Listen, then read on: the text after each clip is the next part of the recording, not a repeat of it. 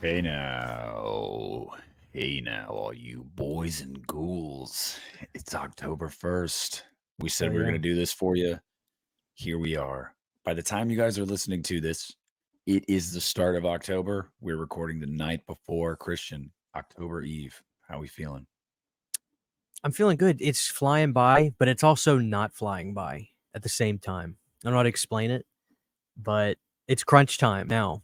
So it's if it's October. If you're listening to this, it is October. So I'm ready to get the ball rolling. I'm ready to have some good shows this month and entertain our audience, you know. Yeah, same here. That's the goal, right? Yeah, really nothing else to add there aside from, yeah, we hope that the stuff we do this month, you guys really enjoy. I know we'll enjoy it. October's usually a banger month for us Yeah, horror YouTubers. it So, is. yeah, this should be a good month for everyone involved. I want to say this from the top, guys, because I know some of you guys are probably expecting this right from the top. Christian and I will briefly discuss Saw X after at the end of the episode. So I know a lot of you guys probably wanted us to double up, and we initially were going to double up. We were going to do 2 episodes. The problem was with Christian's work schedule, and honestly with mine. I mean, I didn't even get home till almost 9 o'clock tonight. It just doesn't make sense for us to double Yeah. up in one night, and we have to get this episode out to you guys on the first, or we failed with that. So we're going to condense it. You'll probably get about an hour and a half or so of this list and some bullshitting, and then 15 minutes of Saw X at the end. Also, if you guys want a little bit more, just check out both of our individual reviews. We both posted one on our channel. And, but yeah, excited to talk about that a little bit near the end. But today, we had a lot of people. You remember, Christian, we were asking some people for some ideas. We've done that a Uh, couple times, what they want to see. We saw a couple people say, hey, do a 31 movies in October to watch list. And we'll get to that shortly. We normally do a little bit of bullshit in here. Christian, I saw you got the Billy Cup too. I did as well. What do you think of it? it's actually better than the other one because the material, because it's a cup, I just for some reason, like, because it's sturdier, I like it better. Does that make any sense? Oh yeah. I did get a lazy eye one though. Straight up lazy eye. I thought it was a sticker because like the red eye is a little bit on the face, but it's not. So it was just I got a bum copy, That's but Willie. I love it just the same. I didn't get any soda put in it though. The girl couldn't figure out how to take the cap off, and I didn't either. And finally, I was like, "Oh, you got to twist it off." So it took Well, me. It wasn't until I was in the theater that I figured it out. it's a good thing you didn't, because I also got it, and I want to let you know about this bad boy. I, did you It's just like look like a total jackass drinking out of that like this? dude, no, yeah, it looks like it's like a sippy cup. I So what know. I know. So what I did was I just twisted it off, and I just used a straw and just drank through the top. Um, but yeah, and I told myself, and I think I said on the last episode too, I was like, I'm not gonna get, the cup. It's pretty much the same. We both said it. We were like, that's pretty much the same thing, whatever. And then I was at the theater, I was like, fuck it, give me the cup. Yeah. Well, this is crazy. So we drove an hour to go to the Cinemark theater, not because of the cup, but because I just want to relax and be in a good theater. And we got there 20 minutes early, got in line, realized if we want to be there in time for the movie, we need to be in line way earlier because everybody and their mom takes forever to order everything. We got up to the front and we looked back and I was like, Sydney, tell me exactly what you want so we know. And she's like, they have that horror or Halloween Fanta. Let's get that. Let's get that. It was a icy. Let's get that, a small popcorn, and just get your cup thing if you want that. I'm like, okay. I went up to the register. I said, I'll take the Saw little drinking cup. I'll take a small popcorn. I want the Fanta icy. And our girl goes, okay. She grabs my cup thing, gives it to me. And then she goes, what flavor icy was that? And I told her, and she goes, all right. And she goes, $12. I look at Sydney. I was like, $12. Isn't the Billy thing like almost 20, the cup? She goes, I don't know. So I was like, okay. I rang up the card, $12. She gave me a small popcorn, the large Fanta icy, and the Billy cup. So I came out smelling like a rose. She screwed something up, but she didn't care enough to fix it. So I got You lucky. stole the Billy Cup. I basically did. I got the last one too, dude. I didn't think they were gonna sell. I was like, what idiot is gonna buy this besides me and Nick? A lot of idiots bought it. Yes. You know? Yes. Yeah, no, it was crazy. Did you happen to notice at your theater? I noticed they had the Ghostface popcorn tubs back. I didn't see those there, but Yeah. they sold that too, Yeah, they which I'm were not there, and surprised. I was like, "Dang, what?" Like, It they're like, "Yeah, well, it was popular." I'm like, "Yeah, but that was more in the like." I mean, I'm sure people will buy them, but that was like 6 months ago. People who wanted it got it. Um, missed opportunity with Halloween ends and kills mhm, for sure. Oh, man, could you imagine? yeah. Uh, we coulda got a Oh, Corey Cunningham head that we could unscrew and drink out dude. of. Don't threaten me with a good time. Speaking of which, I want to give a special shout out to a listener of the pod and a supporter of our Patreons of just everything that Christian and I do. Sammy, he hooked Christian and I both up at Halloween 45 Years of Terror this weekend. Sammy, you might be listening to this on your way home. I don't know. To everybody that was at age 45, I hope you guys had a killer time. I know Piz was there. I know a lot of listeners were there. Yeah. Um, Guys, but I got to give a special shout out to Sammy. Sammy, he had told me a couple months ago, he's like, I'm going to get you Rowan Campbell's autograph. I was like, dude, that would be sick. He messaged me today. He's like, what do you want? What do you want the phrase for him to put on there? And I was like, uh, I'm the psycho, you're the freak show. I was like, have him do that one. I almost said, I'll light the match, but I was like, nah, do the psycho and freak show one. And I was like, would you be cool if like I sent you like a video message and if he has a minute to show it to him? He was like, yeah, sure. And I just recorded like a 30-second video message and I was just talking to Rowan Campbell. And a couple minutes later, he comes back and he's like, I opened the chat and it's Rowan Campbell with Sammy's phone giving me a thumbs up and smiling. And That's I awesome. was like, no way. He's like, dude, he loved your message. Uh, he was super nice and he wanted to send a selfie for you. And say, he appreciated it. And I was like, dude, that's awesome. And then what did he hooked you up with something too, right, Christian? The Tom Atkins figure, Mm. which is so cool. And he's so old now. Not God rest him, but Oof. God bless him. He's so old that it's cool to have his autograph. I'd love to shake his hand and meet him, but it may not happen. I don't know. He comes to Texas Frightmare every maybe 5-6 years, so I might get lucky next year or something. But I don't know. It's a blessing. So thank you, Sammy, very much. I really appreciate it. Cool Yeah, figure, but to have his autograph is even cooler. Sammy's the guy that sent me the Friday the 13th Scream Factory box set like a year ago, just out of the blue. He was like, Yeah, "Hey, he's a do you have sweetheart. this?" So it's like, "No." He's like, "You want it?" I was like, "I'm never gonna say no." He's like, "What's your address?" Yeah. He's So a sweetheart, Sammy, man. yeah, we appreciate you, Yeah. man, and hope you had a killer time. Got to meet everybody that you wanted to meet, and same thing to anybody listening that got to go to age 45. And I'm going to say this right now on the podcast. Christian tried to tell me earlier that he can't do 50 years. It's 5 years from now. We're going to make it work. We're going to make it work come hell or high water. If Sydney's got to come with him, I don't care. We're going to 50. We have Yeah. 5 years to plan this thing. Did they announce that they're gonna do it? Remember, Sean told us. Sean told us when they were prepping 45 the last time we had him on. We were like, is there going to be a 50? He's like, oh, I'm sure there will. But then he said He 50 don't will wanna be the do it. last. He said it'll be the last one he's a part of. He's like, I'll do 50. I'm done after that. So Oh, yeah, okay. Okay. It's just, man, getting to California, I don't like to fly. I have a phobia of flying. I have a phobia of the ocean. I have a phobia of California because all you see is the bad Pasadena is stuff really online. nice. Pasadena is I'm really sure it's nice. lovely. If you can blindfold me and knock me out like, what happened in The Office? The black guy, Stanley, didn't they stab him They with like some kinda you yeah, gotta do like that to me. a tranquilizer. Yeah, they tranked him. Mhm. I mean, it would be really cool to go. Maybe Well, and by I that know time, there'll be a new movie too. oh, yeah, and, I know a lot of listeners that I've already talked to, people that didn't make it to 45, they're like, "I'm gonna go to 50," and then Sammy already told me he'll be at 50, and I was like, "We gotta do it." Like, we gotta do it, so I know I at least have to do it just simply for the fact that I've never been to any of them.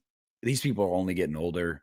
50 is the golden anniversary, man. Like that's it's gonna be huge. It's the 50th Mhm. anniversary. Like I'm gonna be there come hell or high water. And you guys heard it here first. If I have to trank Christian and Dragon, we're getting him there. So y'all start saving now. You're gonna need a couple $1,000s, but Fair enough. That might get me to go. So What, the Trank? the Trank. Yeah. But did you see John Carpenter is going to be there? Last minute announcement that John's going to be there, I think tonight. Good for him. Make that money, dude. Mm-hmm.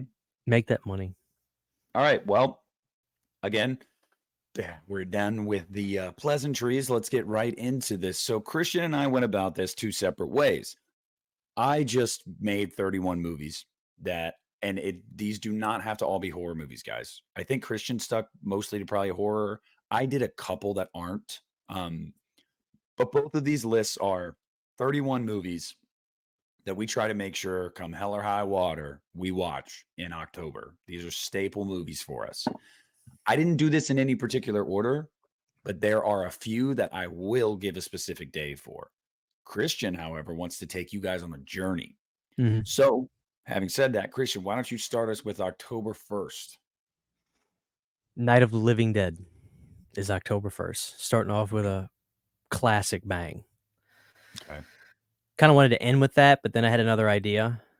So that's where I'm starting. Start off with old Georgie. Okay. And now I should also ask you, because I think the people are going to want to know, Mm-hmm. do you plan on watching it tomorrow? Probably not. I can't. The idea of actually doing this on paper seems so fun, but I'm too ADD, dude. Like maybe I'm gonna want to binge Chappelle Show season 1 tomorrow night. And if I get that in my head and then I don't want to do it, if I don't do it because I know I need to watch Night of the Living Dead, then I'll procrastinate before I'm just too tired. But you know what? I'm actually going to try to. I really am. That's a movie Sydney would be fine if I'm like, hey, let's watch this. So I'm going to try. I'm going to try. Let's hold them to it, guys. And if any of you guys want to follow along with either one of our lists and you do this throughout October, tag us on social media. Let us know that you're doing it. You're watching them. We'll share it. We always love that. Yeah, I always start October 1st the same way every year. And it started a couple years ago unintentionally. And now it's just become like a thing because I listen to the score of this movie when I decorate my house from front to back. Mm-hmm. So I decorate. I'm going to be decorating outside tomorrow. Mm-hmm. And then I'm going to watch this movie tomorrow night. And that is It Follows. I kick off October 1st every year with It Follows. And man, I don't know if it's the Carpenter vibes with the music, with the cinematography. I know that word. I know. But you know what I mean. That movie looks gorgeous. But whether it's the way it looks, whether it's the score, or whether it just feels cold, which is weird because there's like multiple points in the movie where Jay is like in a pool, but you're like, it's definitely fall. Right. So yeah, It Follows starts off October for me personally. Yeah, dude. I rewatched it maybe a week or so ago when I got that second sight, and that's such a good movie. There's an audience of people that it seems like there's the people that love it, and then there's the other ones that are just like, dude, fuck this movie. This movie has nothing to offer. It's all style and no substance. To that I say, go fuck yourself. Exactly. I love that movie. I really do. I love how oddball it is. You never know what the temperature is really like in this movie, because the guy was washing his car with like a t-shirt on, yet the girls are walking with their icy drinks. One of them has a turtleneck and a big overcoat on. They're watching old CRT televisions, yet one of the girls is sitting on the couch with some kind of like iPad from SpongeBob SquarePants. So it's like, I love that. It's really bizarre. It's very quirky and eccentric. So David Robert Mitchell said that was on purpose. He didn't want to date the movie at all. So he didn't give a time frame, I would have been more shocked if you'd have said that was on accident. No. Yeah. He was like, we don't want anyone to be able to pinpoint what time of year, what year, nothing.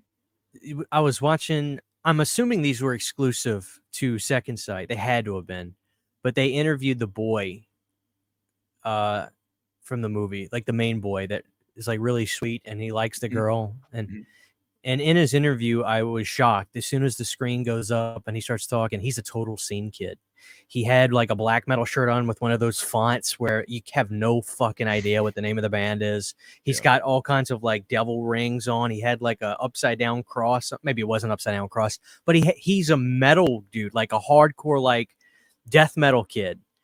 And I was just like, fuck, that threw me off. Great interview, and he was really cool.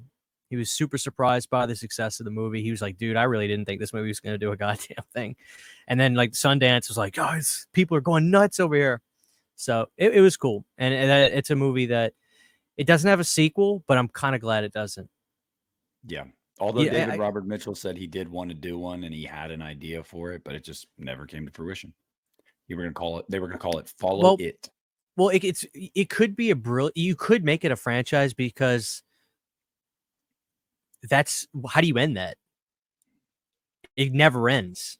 You know, it's kind of brilliant in that you really could, but that's also why I think the fact that it doesn't have one, you know what happened. It's eventually shit's gonna hit the fan eventually, you know. But love that movie. Yeah. If you haven't seen it, people, please watch It Follows. It's really is good, I think. It's great. So October 2nd.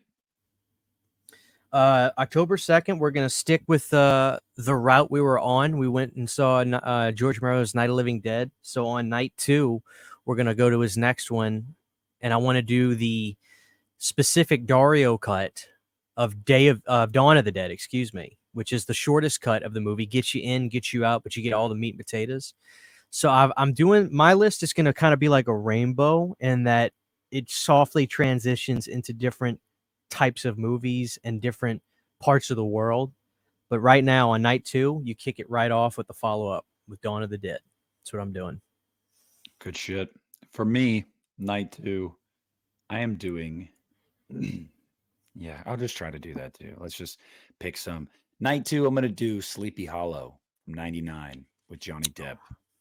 Loved that movie as a kid. And I think just the atmosphere of that movie is perfect for October. Like, you got to watch it in October. Yeah, it's a lot better than I remembered too. Yep. That just really recently got a 4K, didn't it? Yeah. Did you get it? I got it. It was beautiful. Beautiful. Okay. Oh, it was stunning.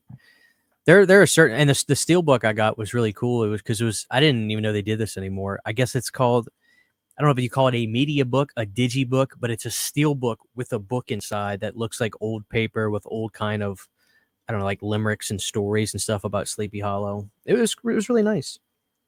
Sick. So night 3, can you guess what night 3 is? Based on where we're going? You did night. Did you do Dawn? Was Dawn 2? Dawn of the Dead was night 2. Is it day? No. Close. It's not Return. I know it's not Return. Do you remember what Dawn of the Dead was called overseas? Oh God. I'm not a zombie dude. You know it was called, well, you said it. Day of the Dead? Dawn of the Dead overseas was called Zombie. Oh. So night 3 is Zombie, aka Zombie 2, aka Zombie Flesh Eaters, Lucio Fulci's unofficial sequel to Dawn of the Dead, Zombie. So threw curveball in right there. Yeah. Did not see that coming. But it has to be in. I want to Frankenstein this into people's, if they go through the dead cycle, especially George's dead cycle, I want to Frankenstein this in. I think this is actually something that people should legitimately start doing. If you're going to watch Night and do Night, Dawn, Day, you need to watch Dawn, then Lucio Fulci's Zombie, aka Zombie 2, and then go to Day, which I just gave away day 4. But my point is, like, I want to Frankenstein this. I want this to become a tradition for people. So for night 3, I threw in one of the greatest zombie films ever made, Lucio Fulci's Zombie. There you go. And I do agree with that. Okay. Night 3 for me. I'm keeping it I'm going a little more new school. Cabin in the Woods. I love this movie. And I remember when this movie came out and I saw the trailers and I was like, no thanks. Looks like an Evil Dead ripoff. Boy, was I wrong. when I finally bought the movie and I watched it, I blind bought it. And I was like, oh my God, I should have saw this in theaters. Like, this is awesome. Cabin in the Woods, man. It's one of those movies. I'm going to just let everybody know right now. There are certain movies that are not going to be on here that you're going to go, these are classics. How could they not be? Because a lot of those movies, in my opinion, are like summer movies. Like Friday the 13th, for example. I do not have a Friday the 13th on this list because those are summer movies for me. I watch those in summer. Cabin in the Woods walks that tightrope. Yeah, Cabin in the Woods walks that tightrope, I think, where it's like you've got that cabin in the woods setting for the first act of the movie, which is kind of like cold and, like, I don't know. And then it kind of just goes into camp and fun. But I feel like you could watch this movie any time of year. But I tend to watch it in October. You said you didn't want to see it in theaters because you looked at the trailer and said it looks like an Evil Dead ripoff. No thanks. I went and saw it in the theaters, wanting to see an Evil Dead ripoff, and I didn't get that, and I said no thanks. Then I got over it, and then I ended up like, oh, this really is a funny movie. It's pretty smart. It's kind of like the Leslie Vernon of Evil Dead films. It kind of throws it on its head. Mm-hmm. But I wanted what you didn't want at first. Yeah. Because I was like, wouldn't that be great to see a new Evil Dead film that's just, it's not, but it is. So, yeah. Well, I guess we can breeze through because I already said it, but my night 4 is, in fact, George's own personal favorite, Day of the Dead. Best score as well. I love the score to Day of the Dead. Number 4 for me, day 4 is going to be The Sixth Sense. Why didn't you do that on day 6? I know, right? That's weird. Well, I'm just shooting from the hip now with the days because I had just put them all down. But Sixth Sense, you'll notice as my list goes on and gets closer to Halloween, the movies are more heavily Halloween and atmosphere, aesthetic, whatever it might be, or just literally based around the holiday. But yeah, I think that for me, I think The Sixth Sense is a good, like, I don't even want to say appetizer because it's a great film, but I just mean an appetizer in the sense of like really kicking up the Halloween season, before you get into your movies that are full of jack-o'-lanterns and shit. Like, this is a nice, creepy mystery thrill ride that kind of just keeps you going and going and going. And I don't know, I feel like it just kind of whets the appetite. So day 4, Sixth Sense. I can't hate on that. I have a vivid memory of playing Tony Hawk's Pro Skater on Nintendo or PlayStation in my upstairs bedroom. We had before Katrina, our house was an open story, 2-story house. So like if you're in the living room, you could literally see the upper part of the staircase, and there was like a walkway. It was like open story, 2-story. And I remember my uncle babysitting us. He had rented Sixth Sense on VHS. And while I'm hearing, so here I am doing everything I can, that song from Tony Hawk, that, and just hearing like the scariest sounds from that movie. As a kid, that movie was disturbing as fuck. I have a vivid memory of that. And I didn't even watch the movie and it scared me, but I could hear it because my uncle was like, don't come out here, Bubba. I don't want you to see it. But wild times. I was 99 or 2000, probably 2000 if it came, by the time it came on VHS, or by the time we saw it. It might have been late 99. More than likely it was late 99, early 2000, but wild times. What's day 5? For me on day 5, so we're going to take another detour back to Italy.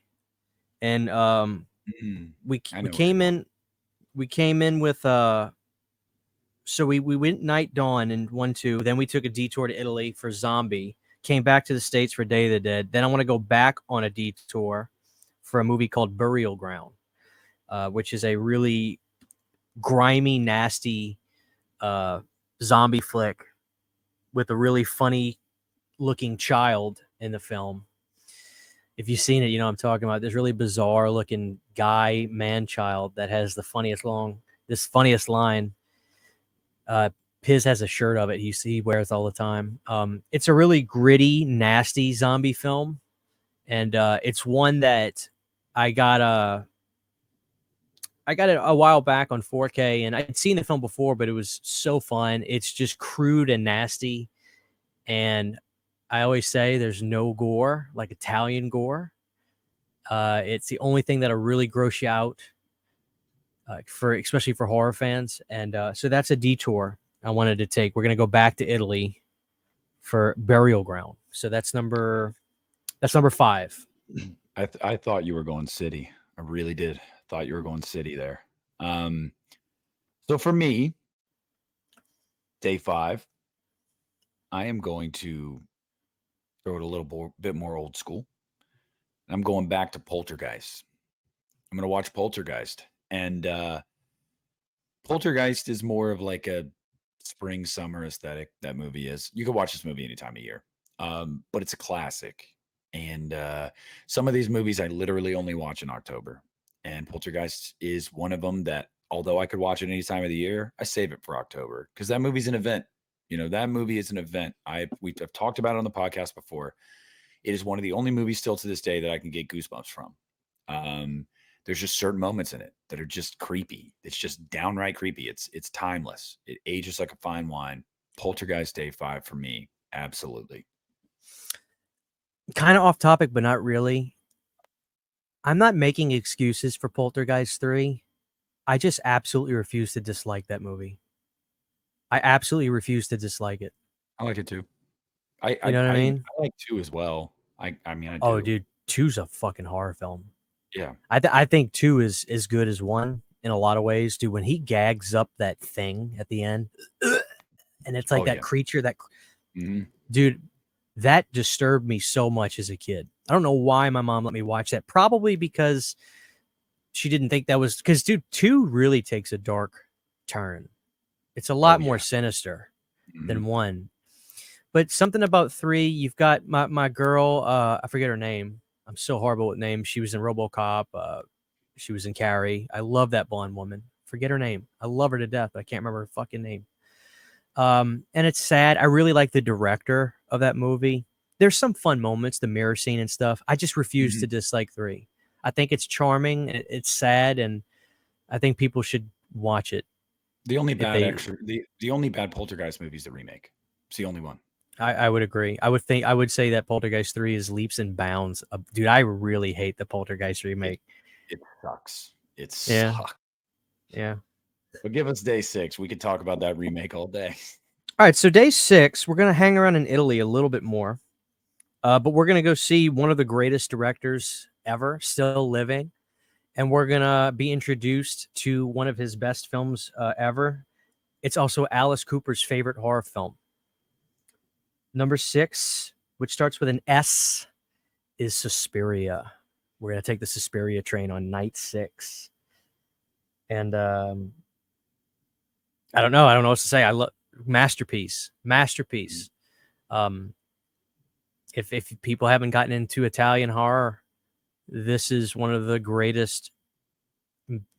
This is like a textbook how to make a movie look insanely beautiful with color and make it a character in the film. So, and one of the best scores. Goblin is as good as any group to create soundtrack music ever. Their stuff is so good you don't need to watch the movie. You just listen to it. I mean, the Suspiria theme by itself is so creepy.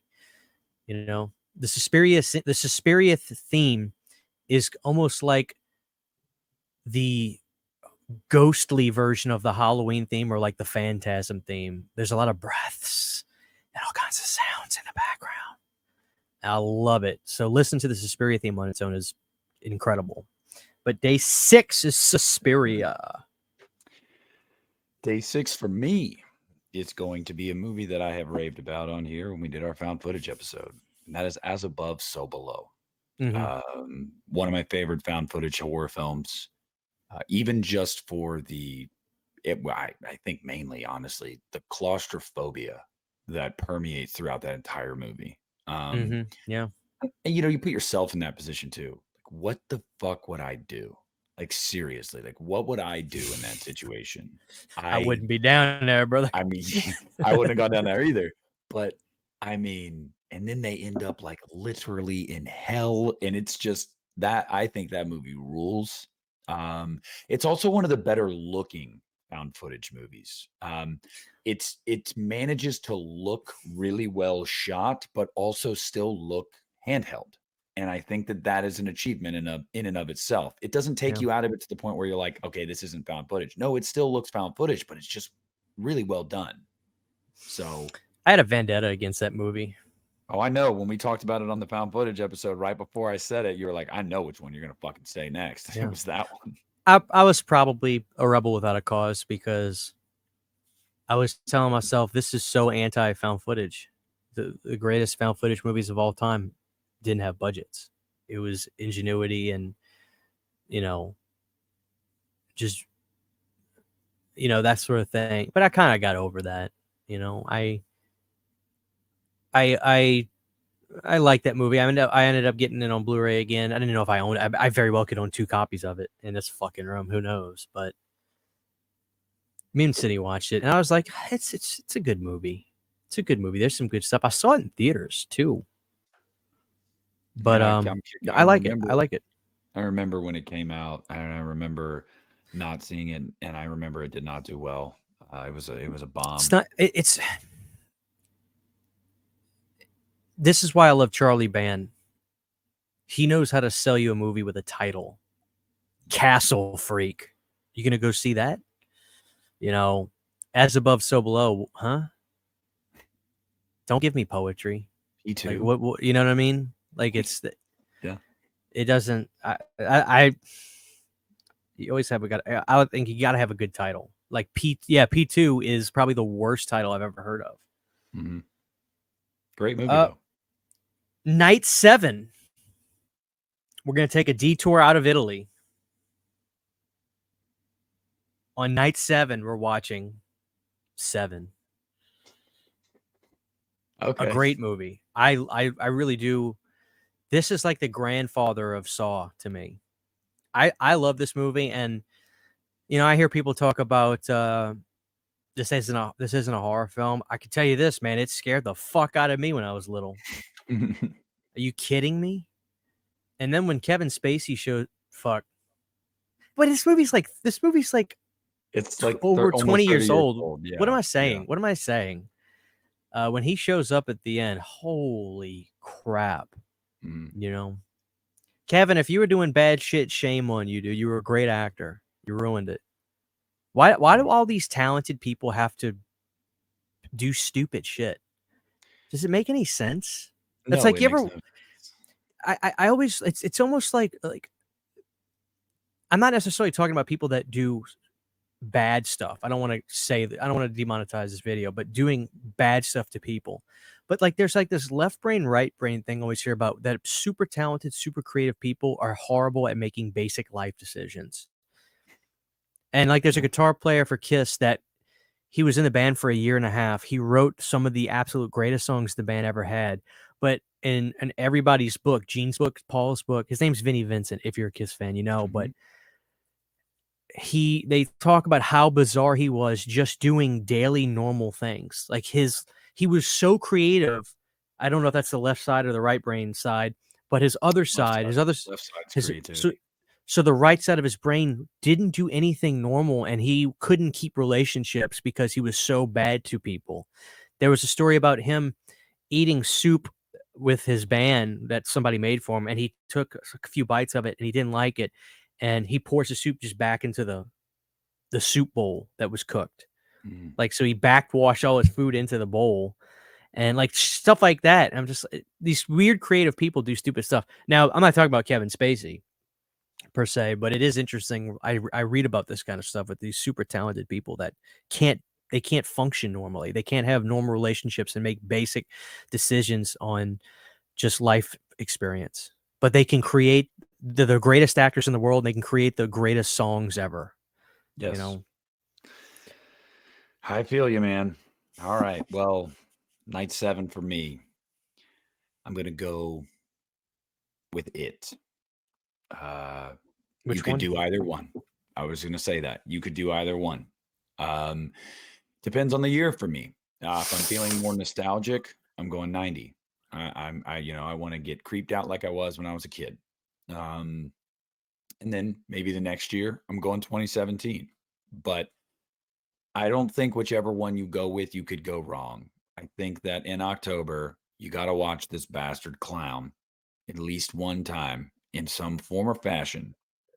And for me, I'm doing it in the first half of the month. I'm watching it and feeling pretty good about it. Pretty good about it. So that's nice set. I feel you got to go original. I'll tell you what I Well, love about the. yeah. I'll tell you what I love about the original too, is the music is so incredible in Yeah. the part one. I mean, and both of the parts of it, because I think it's the same score, dude. If you ever listen to it by itself, just go on YouTube or whatever, or Waxwork put out the vinyl if anybody's into that. It's incredible how emotional it is. You know, this is a fucking TV movie, but this is when people watch TV, so it's a different ball game.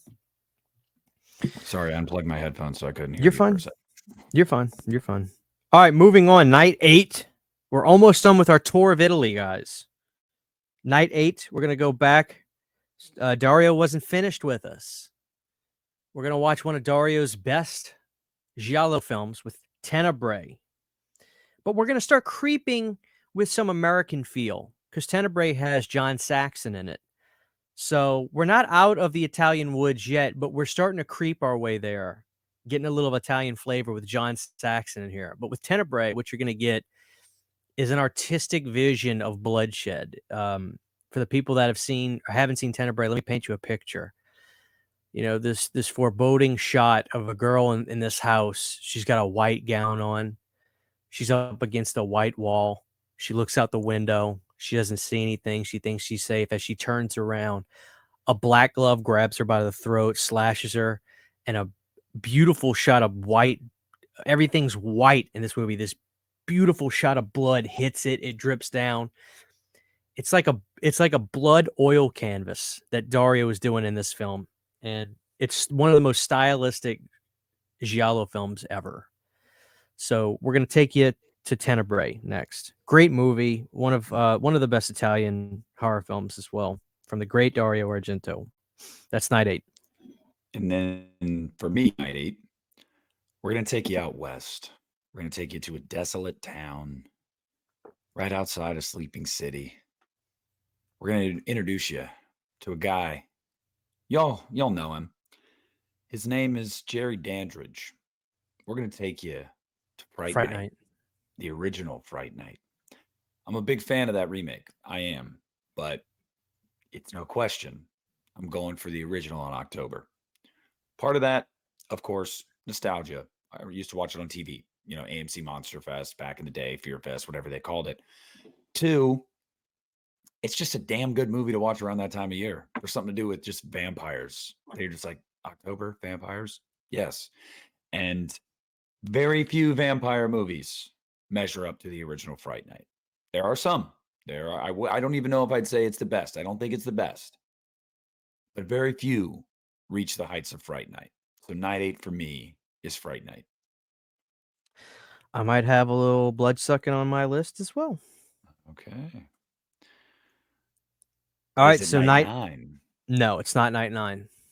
This is a traveling month. So we just got out of Tenebrae. We're gonna creep even more closer to the American side, but we're not there yet. On night 9, we're gonna take a trip to Mr. Lamberto Bava, and we're gonna start out with the classic Demons, which is an Italian film with more American style than half American films. Evil Dead in a theater with Motley Crue, Go West on the soundtrack. One of the most American feeling Italian films ever. Super fun, energetic, great film. So we're creeping our way back to the States with night 9 being Demons. And here I am finding myself neck deep in the States already. And with that being said, the next one we're going to is the illustrious classic, Child's Play. The original, Child's Play 2, is my favorite Child's Play film. But there's something about Child's Play in October that I feel like you got to watch this one in October. You could even make a case for Curse of Chucky. I'll even listen to Curse of Chucky in October. I really will. I'm hitting my ceiling fan real quick, Dick. Keep going. The audience is, they're listening. They're with bated breath. I would even hear an argument for Bride. I really would. I think that those three movies, aesthetically, something about those three in this series work best for October. But for me, it's going to be the original. Though I might also cheat and sneak in Curse of Chucky. It's not on this list, but I might watch it in October anyway. So Child's Play, the original classic on night 9. Yeah, Curse of Chucky's great. I really like that movie. Yes, it is. All right, Nick, I'm almost out of the woods. Okay. I'm To about where to go I in the woods. to where I think you would have seen a lot of the films after this I'll talk about. But night 10, our last detour, is Demons 2. My favorite Demons film. I have seen Demons and Demons 2. I have Oh, seen you them have? both. Yes. I haven't Demons seen Tenebrae. I know. Well, I'm not giving you any shit about it, but Demons 2 is my personal favorite Demons film. It's more of a traveling film. It's an apartment complex. It feels a lot like a Charlie Band film. Really love the baby demon, which is really the crossing point for a lot of people because the first one is straight ahead. But the Cult, one of my all-time favorite bands, does a soundtrack on here, and I love the Cult. The Cult was also featured in It, the remake, in part 1, and I was freaking out because I'm such a big fan of the Cult. So that's night 10 is Demons 2, Lamberto Bava's Demons 2. Funny story is Dario Argento produced the Demons films, and these Italian directors all fought and hated each other. Surprise. And Lamberto would refuse to work with Dario after this because Dario would go on press tours and stuff and just claim he did all the work on these films and basically directed these movies behind Lamberto's back. And so they never worked again. Dario and Lucio didn't get along. They started to get along years later, but by the time Lucio started getting real sick, so they couldn't work any together. But just a sidebar. I read about this. I thought it was interesting. So Do more reading, people. You'll learn interesting things. Night 10 for me. I'm going to kick it to my childhood. And I'm going to shout out Jaden. Jaden, you beautiful bastard. I know you're listening right now. You're probably blushing as I say this. I'm going with Scooby-Doo 2 Monsters Unleashed. And I told you guys, these weren't all going to be horror movies. Most of them are. I think I have like 3 exceptions. And this is that's one a of sequel, right?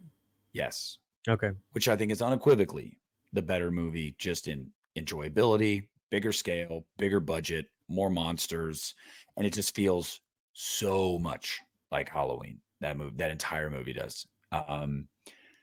It's fun. It's a really, really fun time. It is a shame that you literally had the perfect real life cast for the Scooby-Doo movies, and you only made 2 movies.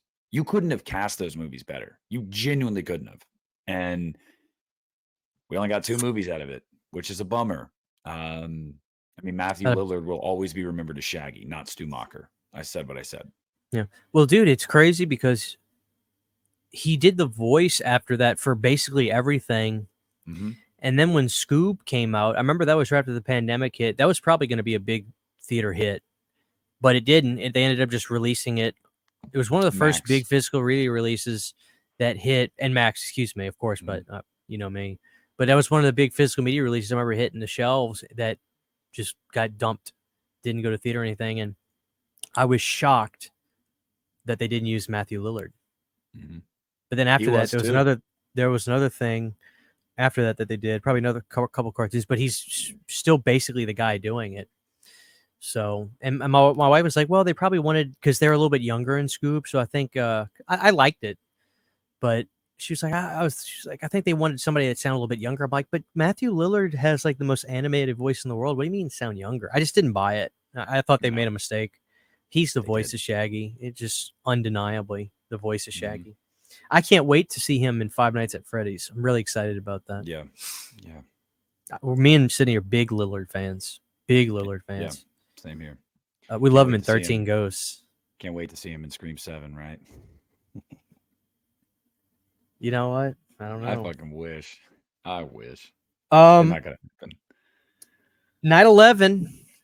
We're hitting back to the States, guys. Don't worry. We've made it. Oh, You took a you tour of said Italy. night 11, guys. Night 11. Okay. Night 11. Oh, yeah. All these movies you have to watch at night. No, you know it. You know what it sounded like. You said night 11. Oh, 9/11. Okay. Took me a second. On night 11, guys, yours truly is welcoming you back to the States on your tour of Italy. And I'm going to let you watch my favorite horror film. Night 11 is Return of the Living Dead. Great way to kick off the early, just getting ready to kick off the second half, the second quarter of the month, the second week or so. So what better way than to come back home and check out what I think is one of the greatest zombie films ever made, Night of the Living Dead. Return of the Living Dead, excuse me. Go ahead with your 12, because my 11 was also Return of the Living Dead. So go ahead with your 12. Very nice. And number 12, 2 is better than 1. Number 12, I want you guys to strap back in, and we're going to do Return of the Living Dead Part 2. Another favorite. Okay, I'm interested to see if 3 is going to end up on the list too, because I know you got a soft spot for that one as well, but we shall see. A lot of movies to choose from here, guys. For me, night 12, I'm gonna throw it back to my childhood. I'm gonna throw it back to being creeped out, late night on TV. This nasty bastard Creep Show. We're throwing it back to Creep Show. Yeah. And love Creep Show 2 as well. So you couldn't go wrong with either one, but Creep Show for me. I just feel like it screams Halloween, anthology story told in the form of like a comic book, the aesthetic, like it is late night October TV. If I've ever seen it, I mean, Creep Show, night 12. No question. No question. Can't go wrong with Creep Show. Night 13. If you're doing this on night 13, which is Friday the 13th, you're going to be watching the original Friday the 13th. It's too perfect. I don't see how you could watch anything else. I don't even care that there's a Halloween on the 31st this year. There's a Friday the 13th in October. Halloween is irrelevant. There's a Friday the 13th in October. I mean, what are we talking about here? That's the greatest holiday ever. The last time that happened was 2017, which is when I got married. So, well, Friday the 13th. There you go. All right. So I'm the asshole for not having it on the list, especially this year, but fret not, because night 13, I'm going to redeem myself for some of you guys, because I want to take you guys on a trip to the woods of Tennessee, where this movie was filmed. I want to take you out to this little cabin, The Evil Dead. Evil Dead 2 being my favorite Evil Dead movie. Every Evil Dead movie being a banger. So you can't go wrong with any of the ones you choose. But The Evil Dead, Christian and I have talked about this, and we both agree. Whether you think 2 is better, Army of Darkness is better, whatever. Something about that first movie. Dingy, low budget, creepy. And it truly feels incredibly isolated because of how they were just so constrained with what they had to work with. And I think some of the effects are just unsettling for such a cheap movie. And The Evil Dead, gotta be night 13 for me. Fair enough. I can accept that. 13. All right, guys. Moving on for me on night 14. Yesterday was Friday the 13th. Tonight we're watching the 80s horror comedy. On the 14th, we're watching Saturday the 14th, which I'm a fan of. It's a fun little monster movie. Family moves into a house, and there's a great scene. There's the Gill monster in there. There's Frankenstein. There's a great scene where the girl's taking a bath, and the Gill monster pops out of the tub. It's very funny. It's a fun little horror comedy. I think it was 1981 or 2. Fun poster too, if you ever look up the poster. So maybe I'm being witty, but I'm watching Saturday the 14th on Saturday the 14th. Hey, I put Scooby-Doo on here. All right, speak your truth. For the 14th, for me, I'm going to take you guys from the woods of Tennessee all the way to Northern California. I want to take you guys to a place that I know and love, and I hope you guys do too. It's called Antonio Bay. We're going to go and watch The Fog. The Fog being, again, you could say you could watch this movie in the springtime because it takes place in the spring. Yeah, but spring, fall, they're both cold. Okay. For the most part. And The Fog is another one of those movies that I'd watch on AMC in October every year. It was just on rotation. You won't see The Thing on this list, guys, because I watched The Thing in the winter. And so The Fog. The Fog is it's here for the 14th for me. I'm watching it right about midway through the month, and I'm loving it. I'm loving it. I think one of the things I love the most about The Fog, aside from Stevie Wayne's silky smooth voice, it is absolutely positively that entire opening credit sequence. How the credits roll over the first damn near 15 minutes of the movie, and you get so many just desolate, empty shots of this little town. And I just love it. It immediately makes Antonio Bay a character. And I think for you to buy into The Fog, you have to view Antonio Bay as a character. So, The Fog. There you go. All right, so we watched Friday the 13th on Friday, the 13th. We watched Saturday, the 14th, the next day. What are we going to do on Sunday? The 15th night. On Sunday, we're going to watch the absolute stone cold classic. I don't know if you've seen this, Nick. Mario Bava's Black Sabbath. So I pulled the trifecta for the weekend. And Black Sabbath has one of the scariest shots ever. If you know, guys, what I'm talking about, Google it. The woman in the bed, it will haunt your dreams. It's one of the absolute stone cold scariest shots. 1963. Absolutely incredible film. So we capped off a really thematic weekend with Friday the 13th, Saturday the 14th, and Mario Bava's Black Sabbath. There you go, guys. Christian he's corresponding with the days of the week, and we're about halfway through the month. So I think this is the perfect time to go from Northern California to Southern California, a factory where this was shot, this dingy little bathroom in a movie called Saw.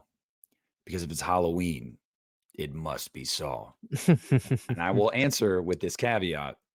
I don't care which Saw movie, guys. Watch any of them. Just watch one in October, at least. You have to. I think if you're going to watch one, you got to watch the first one, man. That's what I'm saying. You know? Right smack dab in the middle of the month. Really get you kicked up for that second half push. Saw right there. You know, okay, it's game time. We're 2 weeks away. It's game time. I dig it. All right, so now we're on a 16. We're halfway there, maybe a little bit more. No, we're halfway there. On 16, this is where I sort of take my audience on a bloody journey of getting bit, so to speak. I'm going to start it off with the Tour de Dracula. One of my favorite horror characters of all time, besides Freddy, is Dracula. And we're going to start off. We're going to get everybody's feet wet. We're not going to go too old school. We're not going to go to the original Dracula.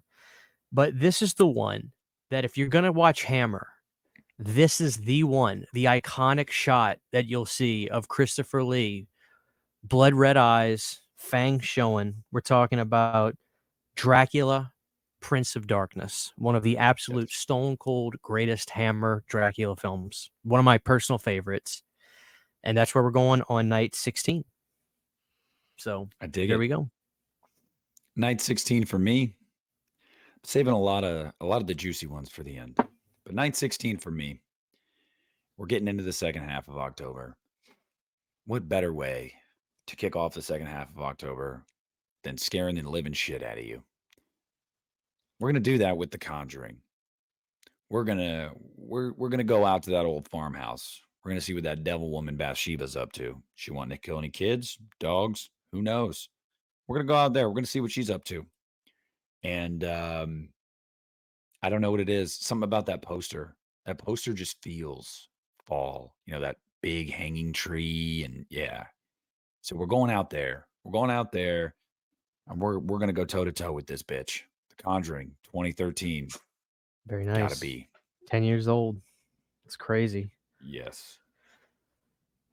All right, so now we're on night. Where we at? You're on 17 now. 17. We're going to take a drug-fueled trip to the lowest points of Hammer, but a trip that the audience needs to take. We're going to go to Dracula, AD 1972. One of the most bizarre Dracula films.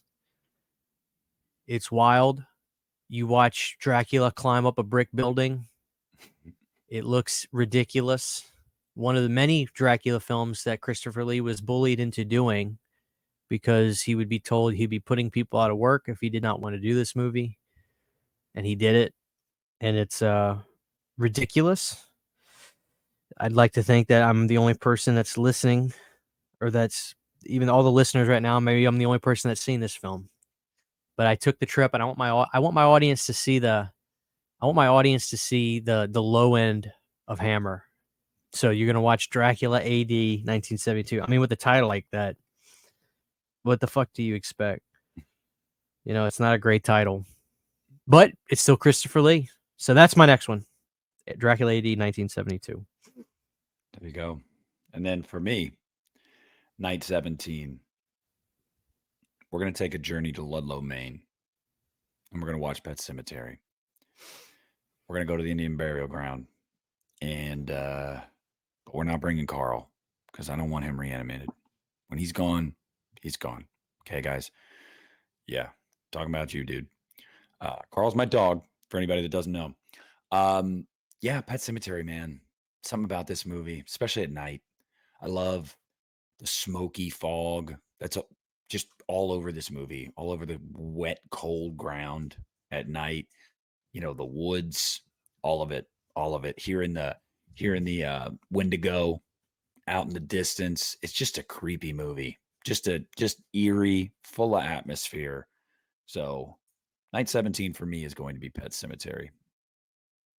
Might show up on mine. Mm. Continuing on our Dracula journey, we get back on track on night 18 with my all-time favorite Dracula film, a stone cold classic, if I do say so myself, Dracula 1979, starring the great Frank Langella, and also co-starring the great Donald Pleasance. A great film, and I don't know how you get more Halloween than that, man. It's a classic. Dracula. If it's Dracula, it must be Halloween. That's right. There you go. So that was 18, right? It was 18. So for me, night 18, we're entering the home stretch. This is another movie that isn't really a horror movie. And I didn't watch it until a couple years ago. But it's become a staple for me in October now. And probably right up there with my favorite Tim Burton movie, Corpse Bride. Corpse Bride is, although, admittedly, Tim Burton definitely dabbles in the dark. Even if they're kids' movies, they're kind of like, is this a kids' movie? Corpse Bride is no exception to that. It is very, very dark and weird. And I love it. And just like most Tim Burton movies, the atmosphere and aesthetic just scream Halloween, but this one especially does. This one really, really does. So, yep, night 18, Corpse Bride. Sydney loves that one. Brooke and I dressed up as Victor and Emily for Halloween years ago. So hell yeah. Hell yeah. Continuing on, guys, with our journey de la Dracula on night 19, Mr. Francis Ford Coppola's directorial of Bram Stoker's Dracula with Gary Oldman, Keanu Reeves, a star-studded cast. The great Anthony Hopkins. What more could you ask for? Night 19 is Bram Stoker's Dracula. I almost put that one on here. And then I was going to put it in honorable mentions, and I was like, no, we can't do honorable mentions. We're already doing 31. Okay. Spoiler alert, Rob Zombie's 31 will not be on this list. For me, I don't know about Christian. Night 19 We're kicking Mm. it old school, night 19. We're going to go back to the immortal classic, Psycho. I don't know how you can have October and not watch Psycho. I don't know how you can be a horror fan and not watch Psycho, but there are some. If you have never watched Psycho, I implore you to do so this October. You don't have to watch it on night 19. You can watch it whenever you want. Some people wait till it's a little closer to Halloween. But see, the lineup is just stacked moving forward. So, Psycho, night 19, I'm feeling pretty good about it. Also, It's good to Psycho 2, underrated sequel. well, it's good to see Vince Vaughn made the list. You know. Yeah, it's absolutely right. All right, so night 20, we have 11 days left. Night 20, we cap off our tour to Dracula with a movie that I don't even know if you can stream it yet. But on night 20, we're doing The Last Voyage of the Demeter, the haunting tale of that ship making its way from Transylvania, and bodies are piling up. I don't know if I'll be able to stream this movie by then, if it'll be on Peacock or not, but The Last Voyage. It may already be available. I'm not sure, but night 20 for me is the great Last Voyage of the Demeter. Make sure to check this peak October, guys. Night 20 for me, I'm going to go with Candyman, the original Candyman, with the immortal Tony Todd.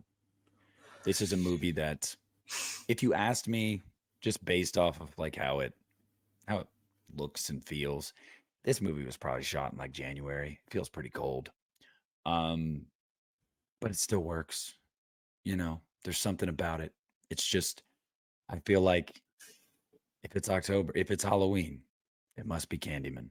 So, home Candyman. I feel you. I feel you. This is where we take another journey, guys. On night 21, we're doing the timeline of Stephen King. Mm. And our first Stephen King film of the night at number 21 is the classic Carrie, which it's Carrie. Yeah, I don't know what else to say. That's night 21. It is scary. Night 21 for me. Funny enough. I just want to give a special shout out. This didn't make the list because it's not even like full length, but it is something I watch every October. The Great Pumpkin, Charlie Brown. But night 21 for me, Christian, is going to be one that, you know, doesn't get talked about enough. I don't think. I know you're a fan. We're on the same wavelength here. Silver Bullet. One of my favorite werewolf films. Period. I love me some American Werewolf in London. Love me some The Howling. Shit. I even get a kick out of the marsupials. But I'm going to tell you right now, without a doubt, Silver Bullet is the bee's knees. Mm-hmm. Oh, yeah. Great movie. Mm-hmm. Old butter sausaged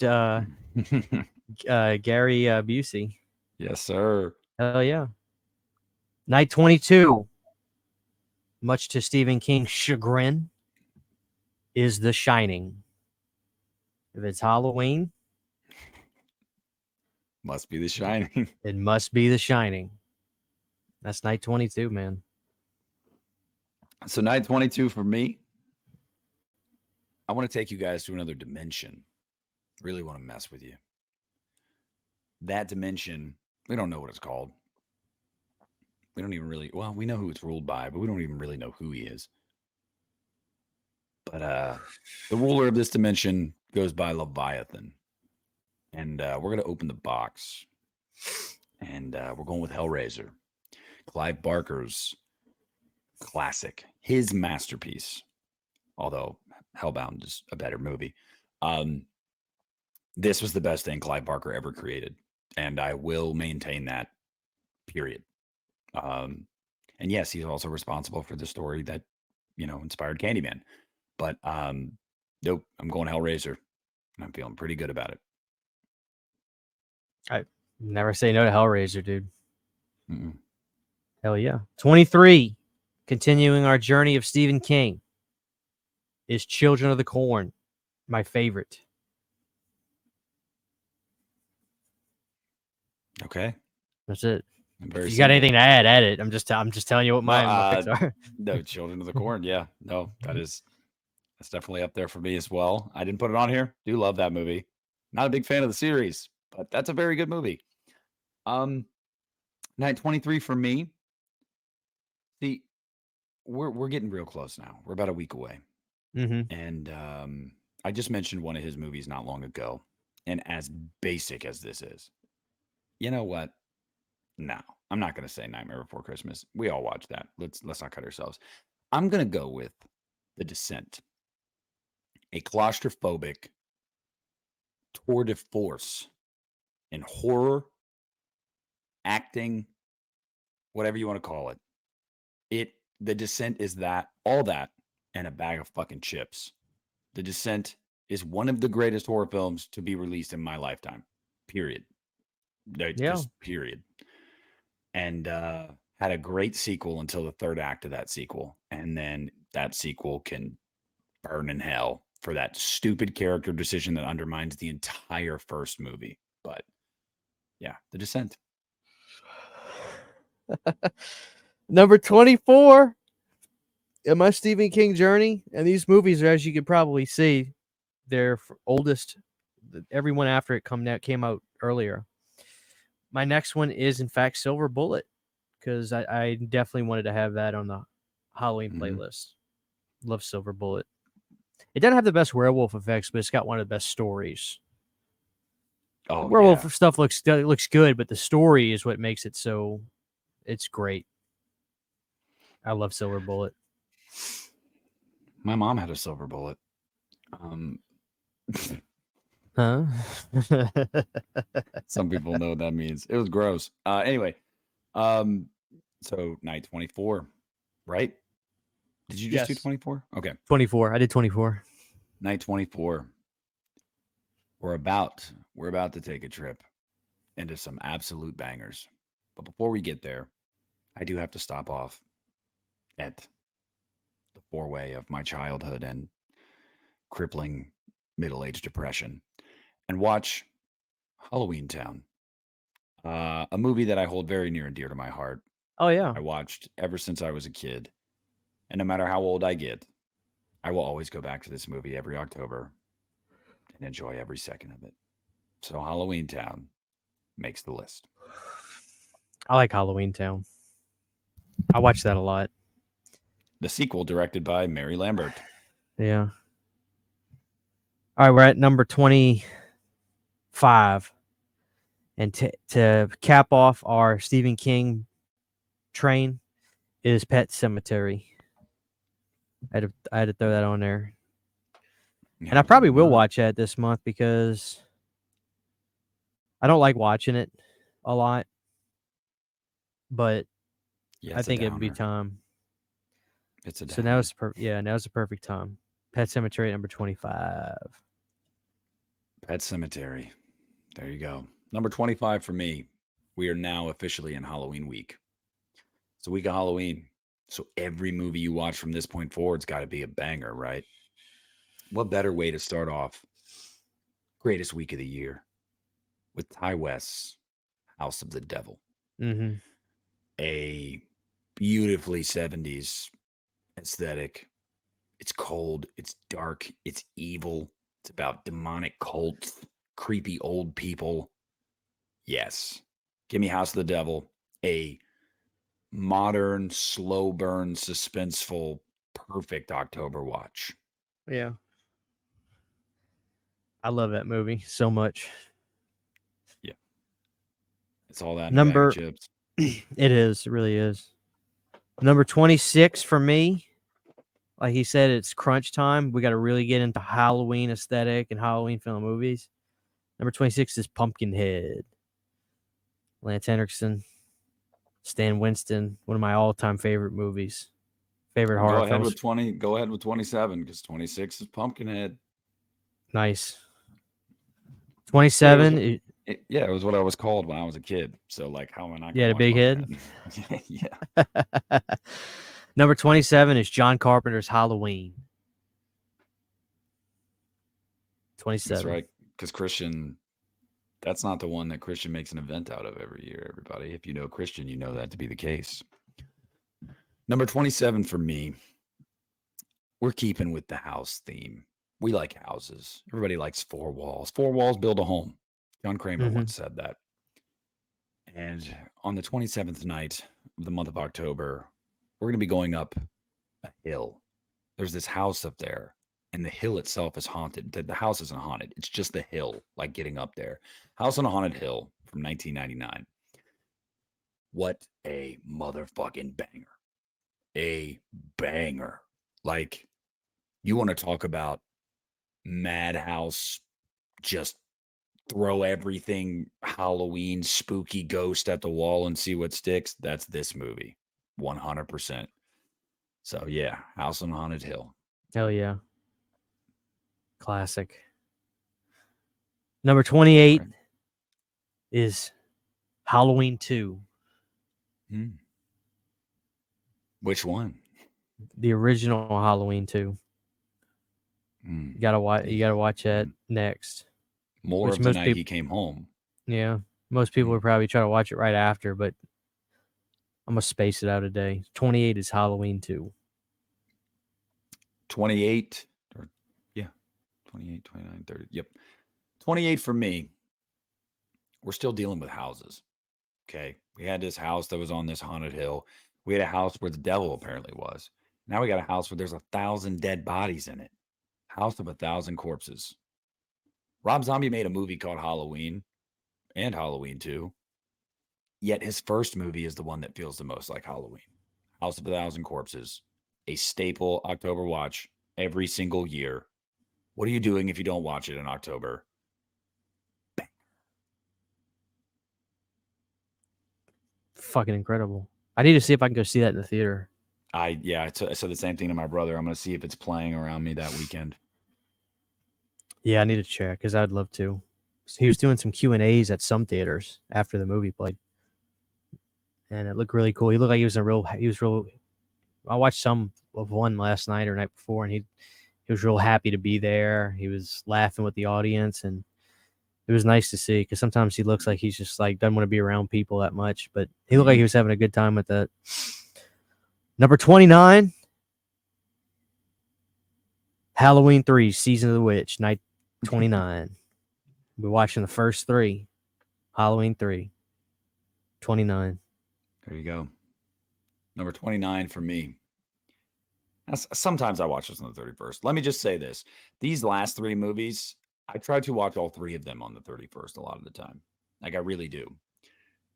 But 29 for me is going to be Trick or Treat. Michael Dougherty's seminal Halloween cult classic that has just become larger than life. Warner Brothers dumbasses just dropped it on direct video. Good move, guys. Great. I mean, it's just great. It's great. Everybody knows it's great. And I think the greatest thing about the movie is that every single corner of that movie, every frame screams October 31st. So, Trick or Treat, you can't go wrong. Can't go wrong. Night 30. I'm going to throw a curveball. The Lords of Salem on night 30. Okay. You know, that almost made my list, but I didn't want to have 2 zombie on there. Ain't no such thing. Yeah, true. You got a lot of zombies, Rob, and I got a lot of zombies. Yeah. Yeah, I'm putting Lords of Salem. Not only am I putting Lords of Salem on the list, but I'm gonna re-review it. I'm gonna legitimately watch it this month, and I'm gonna have a good goddamn time. Because I think it's truly a great movie that slaps the people in the face that claim that all he does is write shitty dialogue, which I don't agree. But Lords of Salem is literally the antithesis to his previous works on paper when you read it, yet he doesn't get the accolades for that film. It just kind of came and went, and it has not gotten. It needs a nice release again, or something, and to kind of get some attention back on it. But The Lords of Salem is one of the most Halloweeny, creepy movies. Salem, Massachusetts. Incredible movie that I'd love to see Rob talk about more today, but none of the interviews he's on, nobody talks about it to him, and I think it's a shame. So night 30, we're going to throw a curveball with The Lords of Salem. Number 30 for me, I will also throw a curveball. Like I said, I watch all these, on Halloween most of the time. John Carpenter's Halloween. You all probably thought I was going to say that on the 31st. Come on, let's be honest. But it can fall anywhere in this month. So let's go John Carpenter's Halloween. We'll save the best for last. All right, here we go. Night 31. We're watching Rob Zombie's Shut the fuck up. Halloween 2. Oh, I thought you were going to say 31. No. I was going to put that on the 30th to be like annoying. On the 30th, we're watching 31. But no, we're going to cap it off right with the American classic, Rob Zombie's Halloween 2. The true end to the Halloween story. That's right. As far as I'm concerned. Yeah, David Gordon Green. Guys, I only put one Halloween movie on this list. I watched them all in October, so I'm going to watch Rob Zombie's Halloween 2. But on October 31st, the day, the Devil's Day, at around the witching hour, turn on your TVs, rabbit ear TV, plasma TV, whatever you got. I want you to watch the greatest horror movie ever made. The Exorcist Believer. No, The Exorcist. The Exorcist. This movie, yeah, I can watch it any time of year, but I always save it for October because it just feels right. A week from now, when we record a new podcast episode, we'll be talking about the long-awaited David Gordon Green sequel. And we can't It comes out this Thursday? Yes, sir. Like this Thursday? Yes. I'm off work. My work schedule went back to the normal work schedule, so we can record podcasts during the day, so I can record Thursday or Friday. We can both go see Exorcist Believer Thursday evening and then do the episode that night. Mm-hmm. Yeah, sounds good. Which I end up may liking that movie more than Saw X, to be honest with you, at this rate. Well, before we get there, guys, that's our list. Those are not the only 31 movies you should watch in October. It is not the end-all be-all have to watch in this order, although Christian might tell you it is. Having said that, it's 31 movies that we both picked that we feel like are absolute staples to watch in the month of October. And a lot of you guys, like us, are nerdy cinephiles. So you're going to watch more than 31 movies this month. So if you can fit these 31 and his 31 on there, do it. And if you're watching them after you listen to this podcast episode, tag the podcast, tag the podcasters. Let us know. Let us know that this episode was fun for you. Maybe it gave you a template for this month. Yeah. I'd like to see if somebody does it, I'll applaud the fuck out of them. I'll give them a prize. You'll get a free wax melt from me. Oh, well, I'll send you a free wax melt. Alexis is doing it now. She's doing it. She might. I don't know. She's the one that every time we do like a list episode, she goes, bang. Baldy Jack did it too. Yeah, Baldy Jack did it. So we'll see. Jack. Speaking of Baldy Jack, Christian, we got to talk. Good. We got to talk about Saw. I want to say, guys, if you haven't seen Saw X yet, you have gotten the meat and potatoes of this episode. Go ahead and tune out. We'll get a little spoilery. We're not going to go too long about it, but if we don't cover this, we're doing you guys a disservice because I can't tell you how many comments we saw on both of our videos and on social media saying, can't wait to hear you guys talk about this. So here we are. Christian, do you want to reiterate your thoughts? Whatever you want. If you want me to go first, I have no problem. Yeah, go ahead. So And again, like I said, we did a spoiler tag. I did a spoiler tag thing, so you can say whatever you want. Well, there is no spoilers. Everything was in the trailer. But so I think Saw X is a good movie, but it's far from my favorite. There's a lot of things about it stylistically that I was not a fan of. And there are two things specifically that I would criticize in camera. The thing I really love about the original run of those films is I feel they really challenged the viewer. They really made the viewer look at things in such shades of gray. Who's really bad in this movie? Who and even when the things got really hairy, even Hoffman had moments where you felt for him. His sister got killed. So he got the guy that did it, put him in a trap. Maybe I would do the same thing if I was that angry of somebody taking one of my family members away from me. There were these beautiful shades of gray that really challenged me. I shouldn't even say the viewer. I'm just talking about how I feel. I don't want to speak in broad strokes. I want to speak for me because it's about my opinion on this film, not what I think is fact. And I really love that about the series. That I was always trying to see where I sat on the fence. And maybe when I would go back and watch one, I'd almost change my mind a little bit because of maybe the hindsight of seeing where the sequels went, or maybe just how I felt in the moment. And I think that's why Saw is one of the most brilliant movies I've ever seen. Take away the shock factor of Jigsaw at the end, getting up. It's one of the most iconic moments in a horror movie you'll ever see. But those movies really challenged me and made me look at how evil the world can be, but really there is no such thing as black and white. You know, nobody's perfect. A lot of people go through things in life that they regret. Doesn't make them bad people, but sometimes you got to pay the piper. So Saw as a series really made me think, and watching those movies really, it was an experience on a lot of those sequels. In Saw X, I felt like the movie really went out of its way to take out shades of gray and really just make you feel bad for John Kramer. It's hard not to.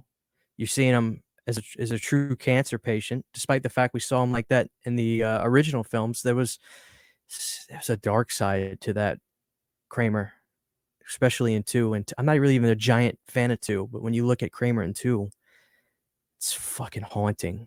He's got this sinister side to him, especially when you see him giggling in the car at the end when he has survived and you know the hell is going to continue. I just felt really sad watching this film.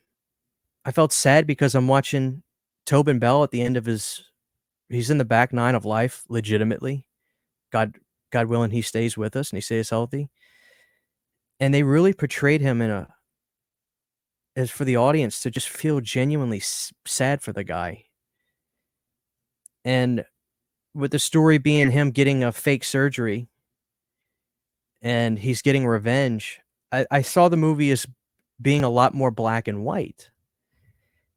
And that's not a knock on the film, but it's not it's not really what I wanted from a Saw film personally. Now I can see this working for so many people. Maybe the other people don't see it as black and white, but I do. And I didn't feel challenged by this film to think any way than just linear. What's ahead of me?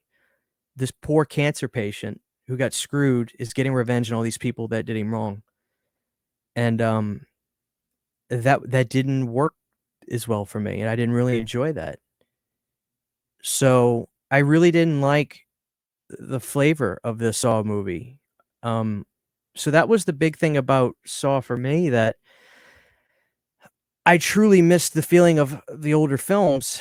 And I understand that, you know, we got to move on. We got to try different things. And I respect the hell out of that. Kevin Grutert's his last name, right? Grutert? So he says his last name.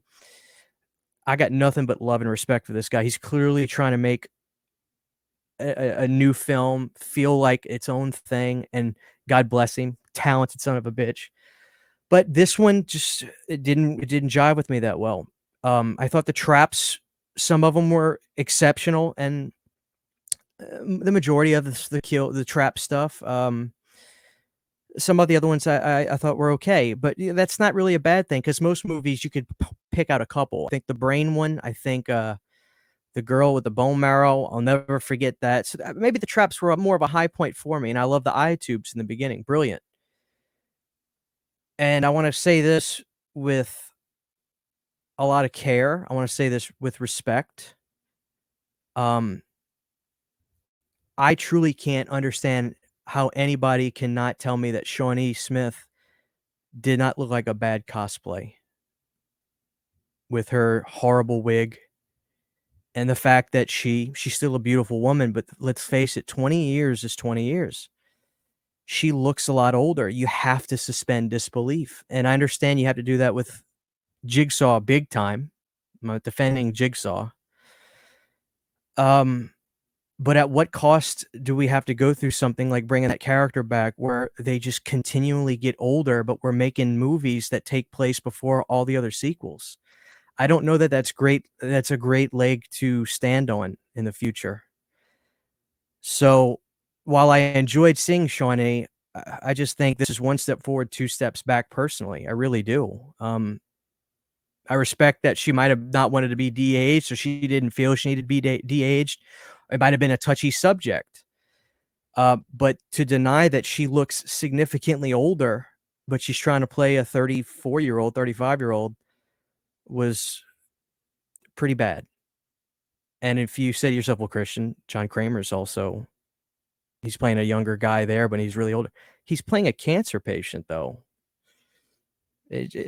Father Time was kind of good on John or Tobin Bell. He doesn't look a whole lot different, to be honest with you, but he's also playing a cancer patient.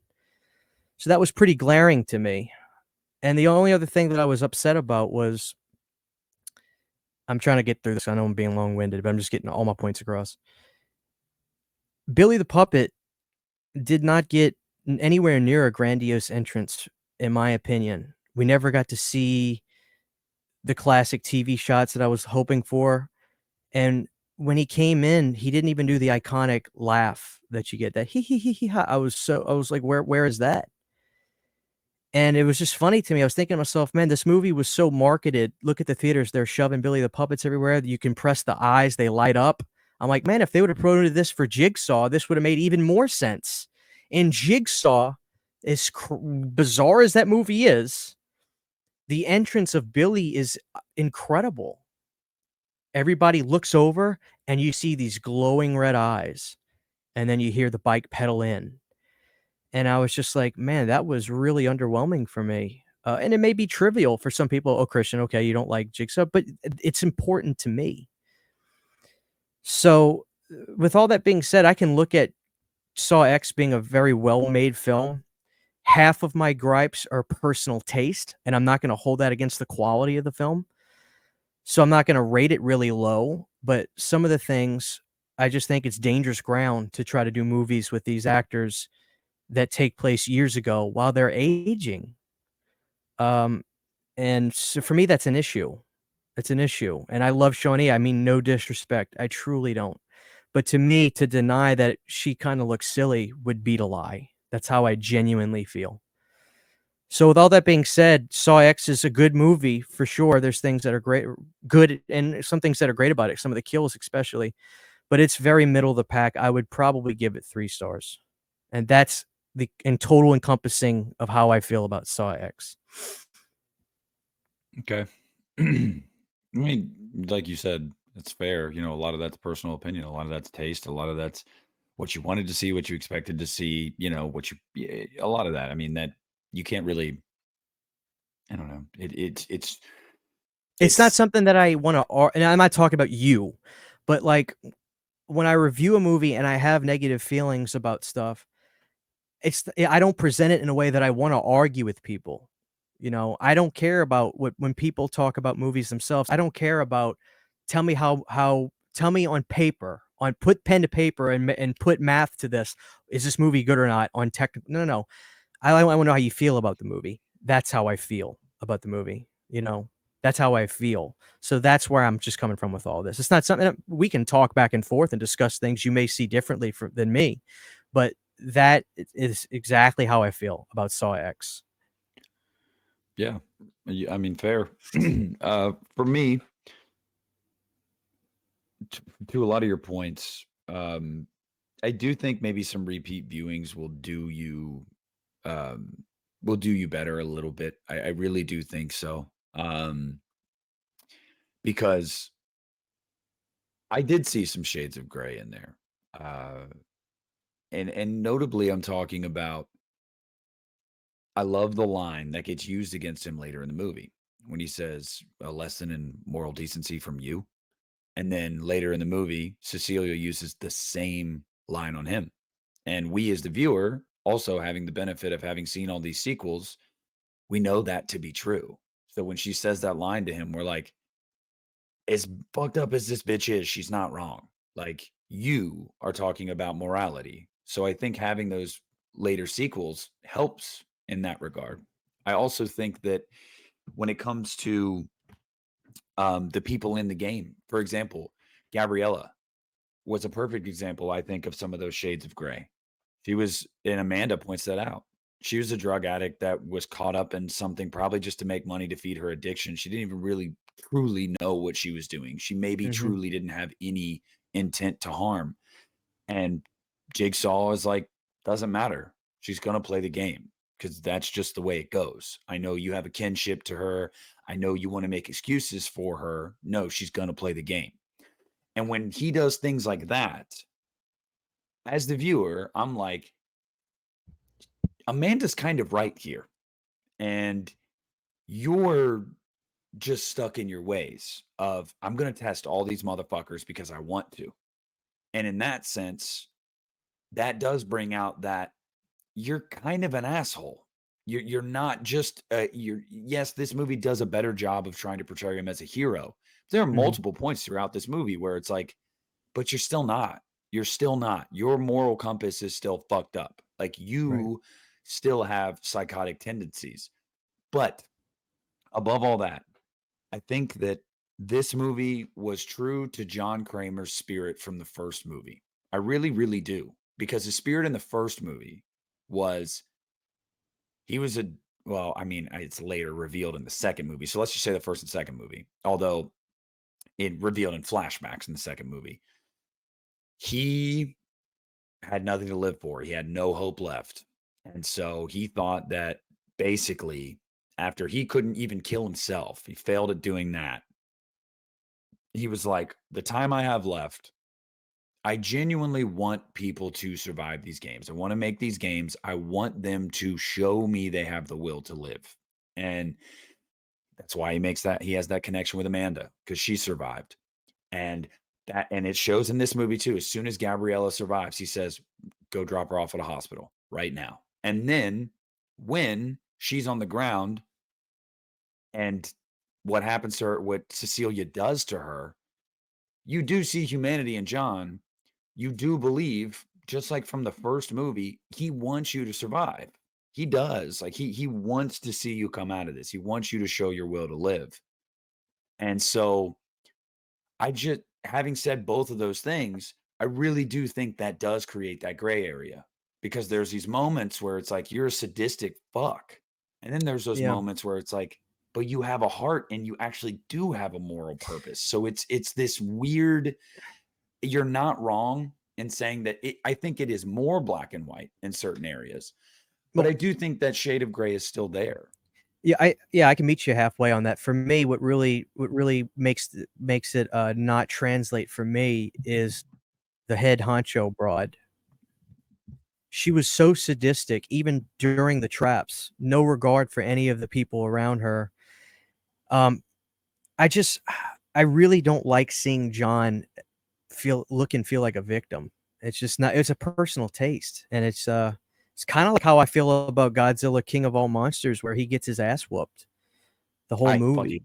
I fucking hated him getting his ass kicked that entire movie. Yeah, it's a beautiful, beautiful film, but it's just a personal taste, and because of that, I much prefer Godzilla 2014 and things like that. But I just couldn't shake the feeling of like the great Jigsaw it's just like he's like, or this is a wrestling term, but he's such a baby face in this, and I don't fear him.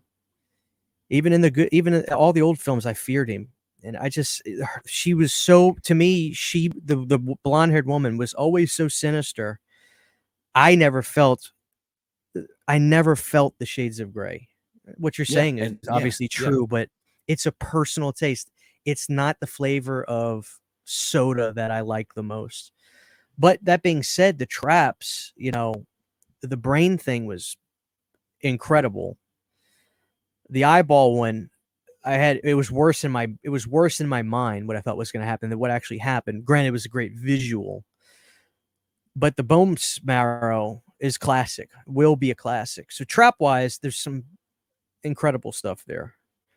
Let me ask you, do you think that it would be fair though to say that maybe why we get that kind of version of John makes it's more in line with where he was at that point in his life? Because the That John we think of is Saw 2, Saw 3, and this is before those movies.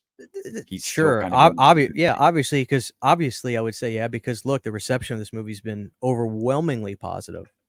So I would say sure that could work. It's just not my style. Yeah, I get I it. don't. I'm not trying to change your mind. I know. I'm just trying to play devil's advocate. But like, it's like, dude, is it? It's still the best out of the three to me. It's like, I like Jigsaw. It's literally, it's a New Line Cinema Saw film. It's Jason Goes to Hell. It's ridiculous. I still enjoy it, but this film's like, it's a good movie. I would never deny that, but it's just one of those things, man. I didn't connect with it like I wanted to, and That bums me out because I know that you'd built this movie up in your mind. yeah, Like, yeah. Well, it just is what it is. Like, if I could, there's just no point for me to hide it because, like, of course, I can't. Sometimes on paper things make sense. If you were to read the story out to me, I'd be like, fuck yeah. But sometimes things on paper just don't translate well when you see it. And that's just how I feel with this one. I'm gonna buy it when it comes out, of course. I'm gonna rewatch it, of course. Um, I feel like the visual this is kind of telling mentally for me. The visual representation of my box is the level is the feel of Saw that I like. The visual representation of your box is how very bright and white is how I felt the movie felt. And sad. I just felt sad seeing John as an 80-year-old, seeing Tobey Bell as an 80-year-old guy playing this cancer patient. It just bummed me out. It kind of took me out of the movie a little bit. He's great in the film. He's a great actor. He's in The Firm, one of my favorite Tom Cruise movie.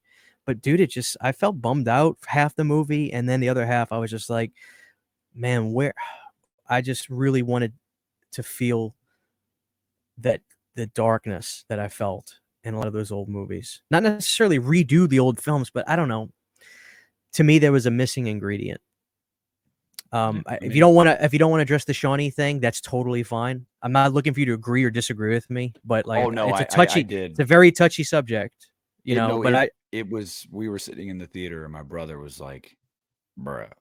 Like he it, said it's, something. I was like, yeah, it's, but I will say this to that point though. I would much rather you do that than do the thing that people have been doing with this terrible de-aging technology. It is still a it is a far from perfected art, and I think that Saw isn't sacred.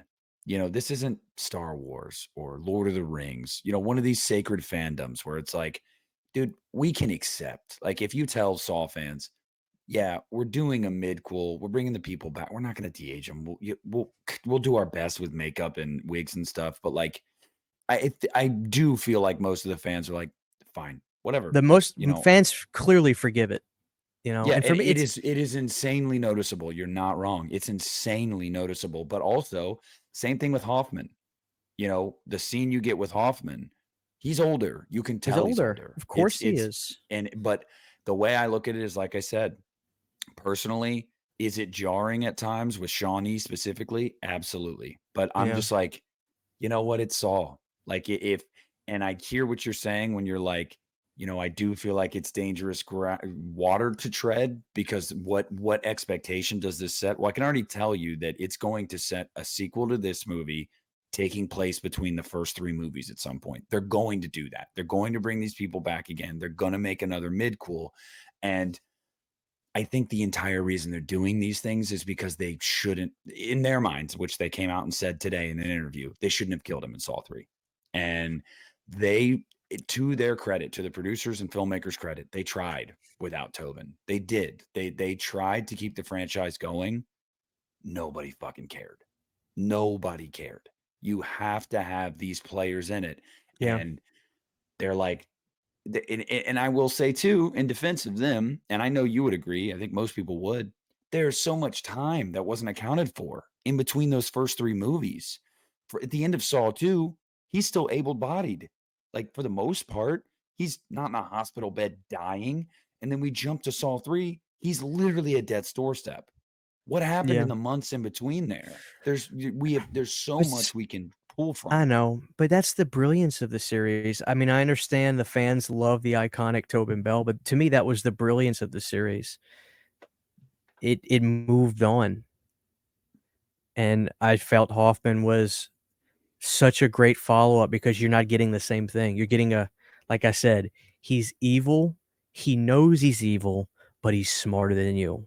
I'll meet you That's when halfway there. I would totally watch a sequel to 7 where we see Hoffman get out of the bathroom and continue on in some. I would totally watch that. But yeah. and I do think they'll get there one day. I really do, because this franchise is not going to die. I do But think they'll get there one day, but I think they're going to milk this Tobin thing right now, man. I they really pr do. they probably will, but for me, I just think it's shaky ground, and I really don't want to see it. I don't. This is the truth. I'm serious. I know you love the series as much as me. I don't want to see it become a joke because they're having all these actors come in, and this is including Princess Bride guy. This is including him. This is including Hoffman. I forget the guy's name. He's got a weird name. Costas Mandalore. It's fucking that's a ridiculous name. He's I don't want Australian. to. I don't want to see these movies become a joke. And I know that sounds ridiculous, but I don't. I don't want to see these movies become a joke because here's part 3.1 or 3.2 or point 2.4, and you make all these movies where you've got these actors trying to be their younger selves, and I don't want it to become a joke, and I fear it could get to that point. So I just think it's very shaky ground to tread on. I'll support it. I love the movies. They're so fun to me. Um, to me, I would clearly just move on and have kept going in different directions and doing stuff. Yeah, let's get Hoffman out the bathroom. So I don't know. I just don't think this is a good long play personally. But at the same time, I'm also at the thought of don't treat movies like you want to milk it and do more. Leave it all out on the field. And I felt like you could say they did that with this movie. I took the mid-credit thing as simply just fan service, of course. Well, I was gonna say it's relevant. I'm Um, sure. Oh, I'm sure it is because it made no, well, money. I'm But saying it's relevant, like, to what you're saying. They came out and said today they've already talked to multiple actors from previous Saw movies after having seen X. They want to come back. yeah, They want to come back, and the producers want to do it. And and the mid credits sting was supposed to basically be like, yeah, if you guys like this and it makes a lot of money, we'll do another movie, and you'll get more Hoffman, and you'll get maybe Carrie Elways, like you'll get all of that. And yeah, I hear you. I do. I really do. I mean, in summation for me, I I loved this movie. I loved seeing Tobin Bell get the floor, because I don't think the only Saw movie where he truly gets the floor is Saw 2 and Saw 3. Those are the only two. And even then, I would have liked more of him. Those are his two best performances. This is now my favorite performance of his. I think I love how he slides between hopeful and, kind of doddering old grandpa to angry, or to sad to vengeful to angry. I mean, his range is incredible. Um, and I think that the entire purpose, what is this series always come down to with a lot of the fans? It's the thing you hear all the time. Well, he's not a murderer. You know, he wants people to survive. He has morals. He has this and that. The fans make excuses for him because that's his whole thing. This movie is the first movie that you walk away from and you're like, I mean, I get why he did it. Like I get why he did it. And I hear you when you say, that's not what I want though. I want the gray. I don't want that. And that is like you said, that is a preference. Mhm. And I guess I rock with both, I guess, but I think it's simply just because of Tobin. I just think that he's so good in the role, and especially in this one. I mean, this is his fucking movie, and he's a force to be reckoned with. You Yeah. you saying that really kind of makes me think about something that I don't think I said in my review or really even came to realize. I don't want a full Tobin movie. I really like it when he's in the shadows and when he comes in and out or when you hear his voice. I prefer that too. I just think this was a That's nice change of pace. We never I understand. I really got to understand. see I it. totally understand that. This whole movie felt like it was like you're just behind the scenes the entire time, Mhm. setting the traps up, doing all that. I didn't feel like there was any mystery at all or surprise with this one. When I watched the movie, I was like, "You've got to be kidding me!" They truly gave you the entire movie in the trailer. I will say my And brother was, like, shocked and confused, like, as the blood board was happening, he's like, "Bro, he's fucked." Like, "What?" I turned to him and I was like, "I know how these movies go. He anticipated this happening. Just watch. yeah, He it anticipated this." yeah. So that was another thing I was just kind of like, wow. It's again, I think it's a better movie than Jigsaw, but like in Jigsaw, it was like I respect the fact, even though the story is plausible to say the least, that they tried to trick the audience. What fucking year is this? How is he alive right there? And then you find out, and it wears off pretty quick. But like, that's another thing about Saw that I love so much is what's happening, what's gonna happen. I feel with this one, it was just like you were behind the curtain on everything, Well, I and will say I did not see that guy being in on it, that eventually walked them to the trap and made them chain them. I did not see him being in on it. Well, I thought he might turn on him when they let him free, but I thought it was gonna be like, "I'm gonna call the cops on you guys." yeah. I didn't think it was gonna be like, "Hey, I'm in cahoots with her." That surprised me. Yeah, but Um, even in the moment though, I could have felt that way as well. I can't really tell you. I can't really remember, but even in the moment, you don't have to worry about it. I had one. This is Saw Yes. 2.5. So Yep, and that's may dude, if Dr. Gordon would have shown up and let's say I was thinking to myself, okay, what happened? Is Dr. Gordon gonna show up? Is he I on the thought team with Hoffman them was gonna yet? show up to save them. My You brother said the know? same thing. He's like, "Hoffman's gonna come save him." Yeah, like, if there was no surprise in this movie, and look, maybe that's p again, I There could be the yeah, biggest there really outlier. can't be a big twist here because we already know what comes next. We know. So it's Yeah, like that was one thing the director said, "We can't do the typical Saw twist I know, because." but you could have brought the guy in from Jigsaw. He should have been around. Yeah, well, You know, I like, think they kinda but let us that's another forget that thing. movie. That's another thing that's gonna bum me out. Like, as a real big Saw fan, I speak for myself. I don't know how you feel. As a real big Saw fan, I'm gonna ride through the good, the bad, and the ugly, and the same way with, Friday the 13th and stuff like that. I wanna respect the films. I don't want them to get erased. I don't Mhm. want Friday the 13th Part 5 to be erased. Dude, I really just dig the franchise, even though some of them are lesser than. Like, I don't want Spiral to just be like a bad dream. Even if you didn't like, dude, it happened. It Yeah. happened. How about acknowledge it in another movie? Why can't Gordon go after the guy from Spiral and being like, "You not like The who gave you the possibilities are authority?" endless with this I mean, franchise going but forward. that's Yeah. what bums me out. And again, I'm an outlier, so of course the stuff I'm saying, everybody could be rolling their eyes and be like, "Christian, you don't get it. We want Tobin Bell. Go fuck yourself." And I get that, but to me, I don't. That's another thing. Like now that you said it, like a full Tobin Bell movie is not what I wanted. Because to me, he's like Jake the Snake. He was this wrestler that he didn't say much and he wasn't around a lot, but when he talked low and everybody listened, and it was Yeah. incredible. So Yeah.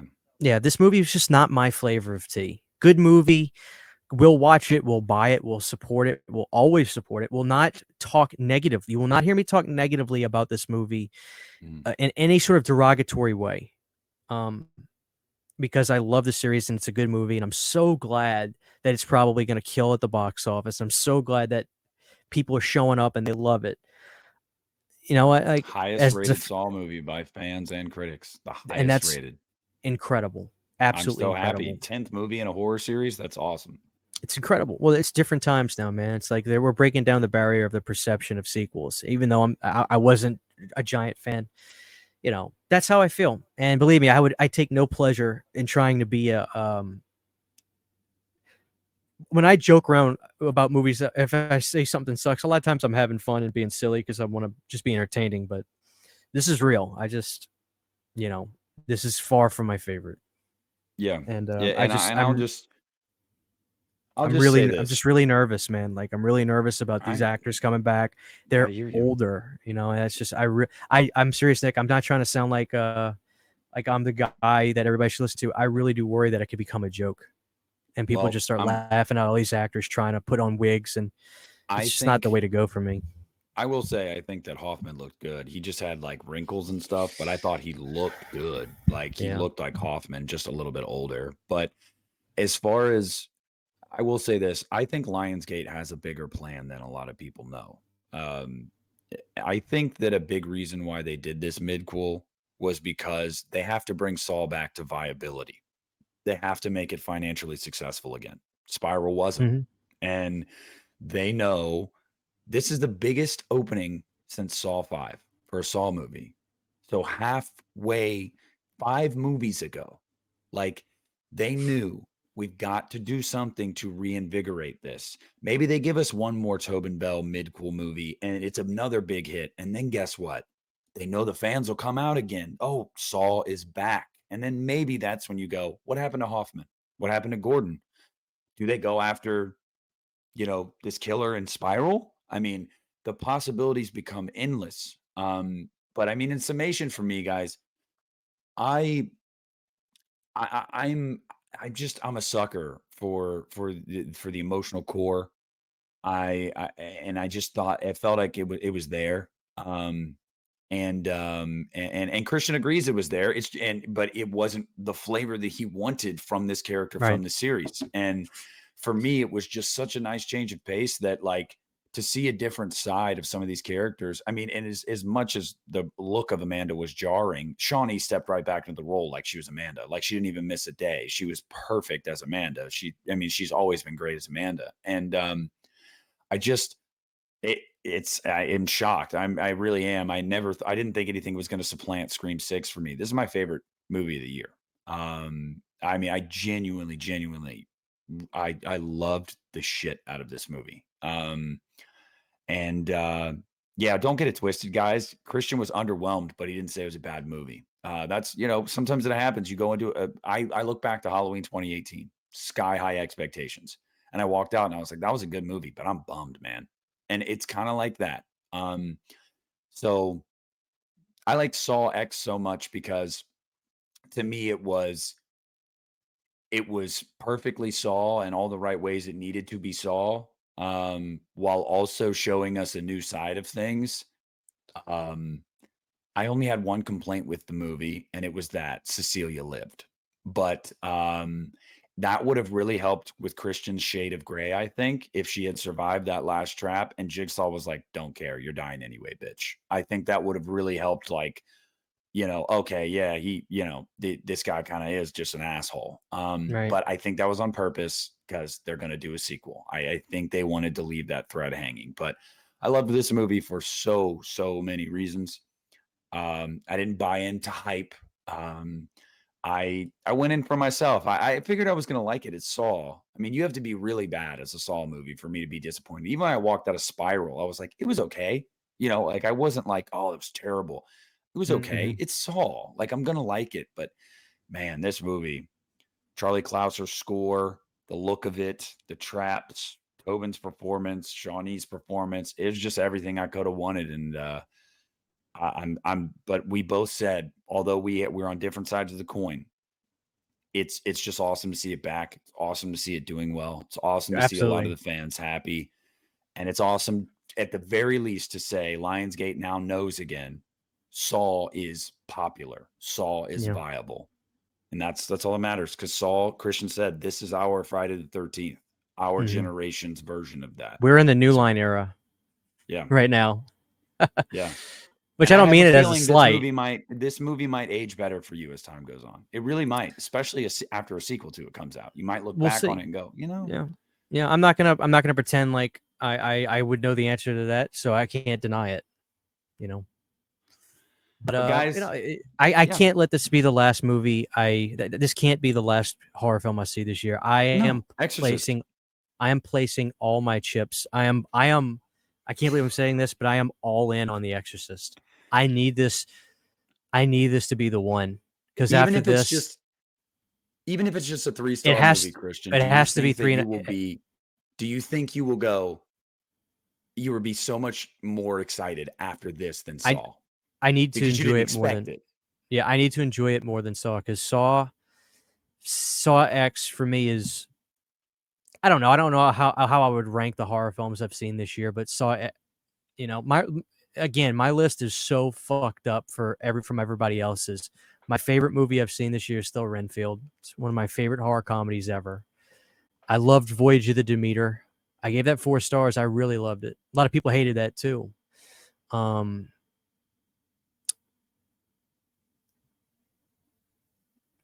gotta see Talk to Me again. See how I feel about it. Saw X and Talk to Me are probably close to each other. Exorcist has to be 3.5. That's the bar for me to be happy. It's got to be 3.5. You hear that, David Gordon Green? You better bring the goods. Well, David's like, oh, dude, you're fine. But I'm excited. I can see it Thursday, and I'll go local. That way I can be home early and we can record and stuff that night if you want to. Yes. Should be able to knock that out. We won't drop that episode till probably like Saturday. So to give a lot of you guys a chance to see it, because we're going to talk in depth about it. Yeah. Because I'm going to make 3 thumbnails before. This face, this face, and that face. I'll just have them ready. I've also learned that in the thumbnail game, when a new movie comes out, if you put a Rotten Tomatoes logo on it, fresh or rotten, it definitely gets clicks. They're like, oh, good to know. Good to know. I'll have to do that. Yeah. Yep. So, yeah, I don't know. So it's a good discussion. Near as excited for Exorcist. I am not. Yeah. I am not. But here's the thing. It's coming. Oh yeah, yeah, dude. The train has left the station and it arrives on Thursday, whether you want to or not. Dude, this could end up now that like Saw came out right before it. Dude, Exorcist is gonna do so much money at the box office. It's not even gonna be funny. I think Exorcist is gonna tell Saw, hold my beer. Yes, Saw's gonna open with about 20 million domestic. We haven't seen foreign numbers yet. That's good. Exorcist, you're probably looking at 35, 40. I gotta guess 70 million. Shut the fuck up. 70 million. Domestic opening weekend. 70 million. I'm going. The tracking came out yesterday, and they said my mom said she's going. I'm going to say 35, 40. I am. If my mom said she's going, everybody's going. Let me tell you this, Christian, and I'm going to get this on the record right now. Critics will like The Exorcist Believer. And what I mean by that is it will have at least a 50% on Rotten Tomatoes. At least 1 out of every 2 critics will approve of it. But audiences, I do not think are going to be as kind. We're going to see, dude.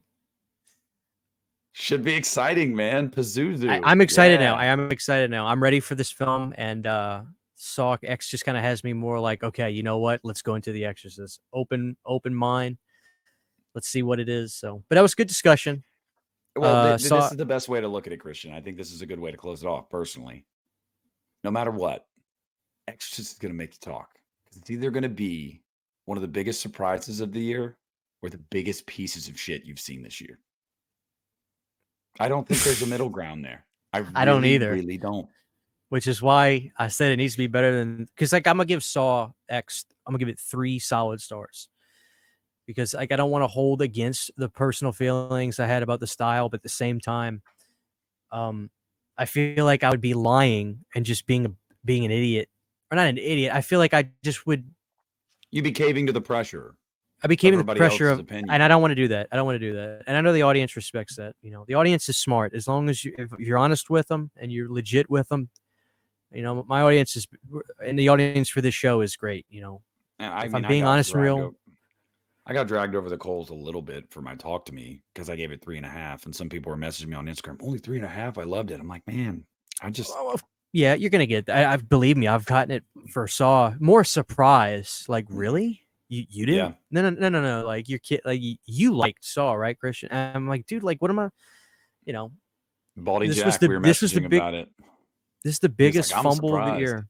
Yeah, biggest fumble of the year for me. I wasn't expecting to not be in love with this film. But anyway, we're going on 2 hours. Thank you guys so much for listening.